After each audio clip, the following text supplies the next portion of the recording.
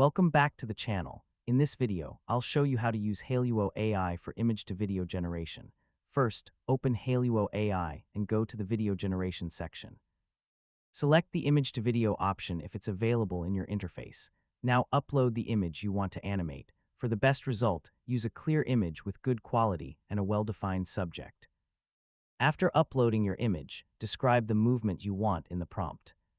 For example, you can ask the person to slowly walk, turn their head, smile, or move naturally while the camera smoothly follows them.